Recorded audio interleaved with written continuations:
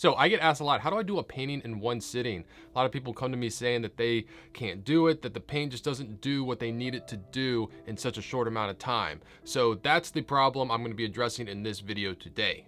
All right, if you're new to the channel, then welcome to Paint Coach. My name is Chris Fornatero, and I'm here to help simplify oil painting so that you can get better faster. So doing a painting all at once is referred to a lot of times as alla prima. It's working wet into wet paint. Now, being able to work this way comes in handy a lot, especially if you ever want to plein air paint. Because when you're plein air painting, time is limited. The light is changing, shadows are moving, crows are trying to steal your paint.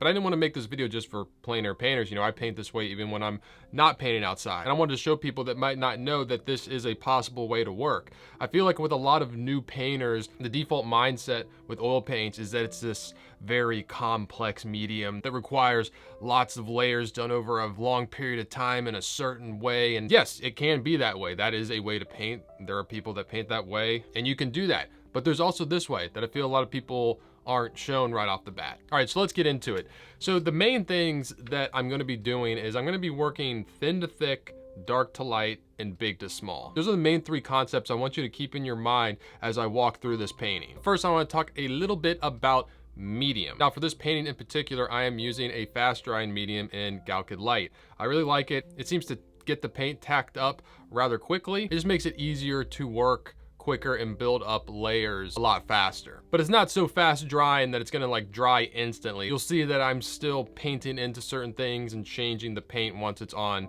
the canvas. So the first thing I do is I actually tone my canvas with a neutral wash of burnt sienna and ultramarine blue. I like getting rid of the white of the canvas, so I'm starting on a neutral value. It makes it easier to gauge values.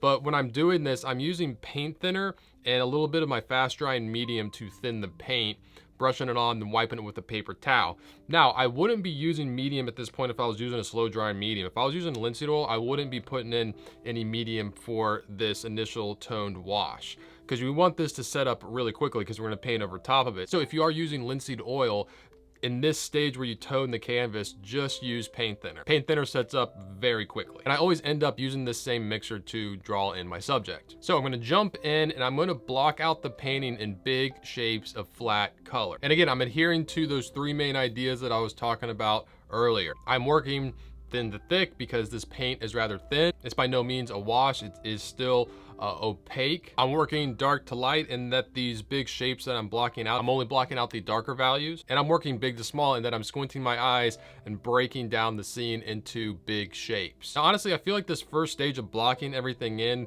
with big shapes of flat color is the most important part of the process. It's like 60 or 70% of getting the painting right, in my opinion, because if I can get these big shapes of color and value to be working together correctly, even on a broad sense, like I know I'm gonna be able to make the rest of the painting work because I'm gonna be using these big shapes of value and color as a guide to lay in more colors and values. I remember when I had a student have this click for the first time and he was like, wow, like if I can just get to this part, I feel like I've won the painting. And that is the case a lot of the time. I've actually gone more into depth into this whole idea and process in another video. And if you'd like to watch that, I'll put a link to that above right now. Now I'm gonna continue to build paint on top of these big shapes of flat color, still adhering to those three main ideas. My paint's gonna get a little bit thicker. I'm gonna start identifying lighter values and smaller shapes. Now, another thing that I'm gonna try and do is move around the painting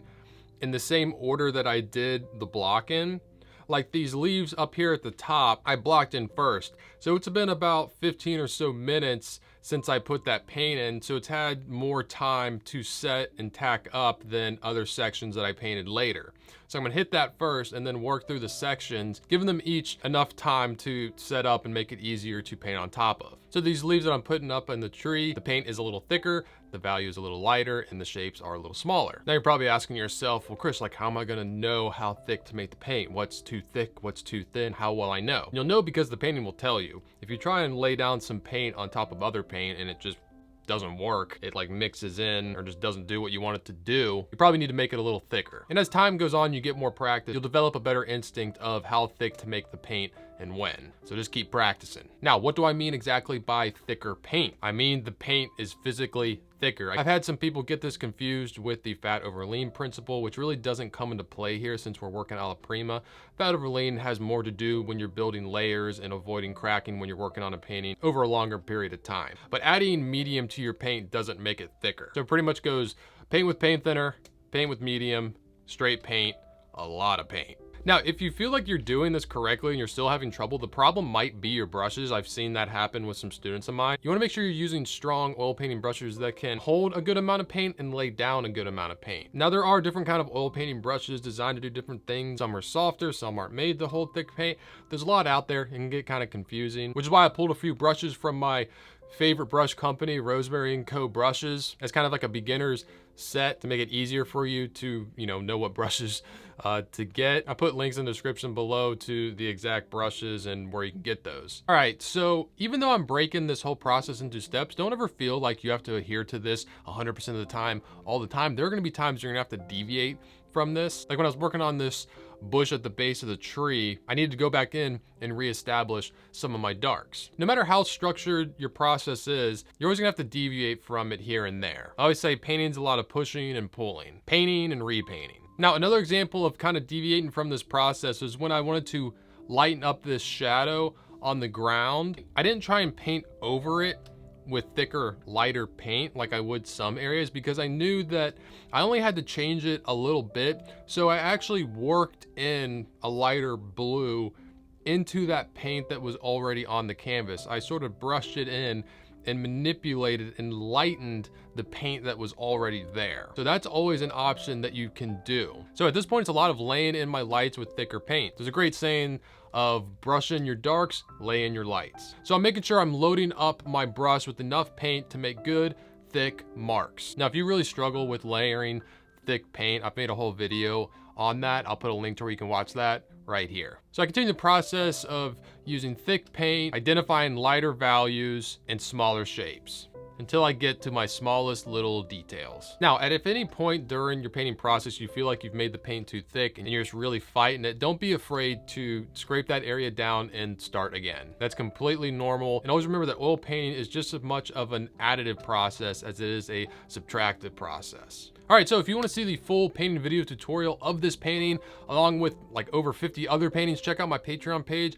linked in the description below. And if you like this video, please hit that like button and subscribe to the channel. Also, you'll probably like this video as well. And if you want to see what I'm painting on a daily basis, you can follow me on Instagram at Forza43.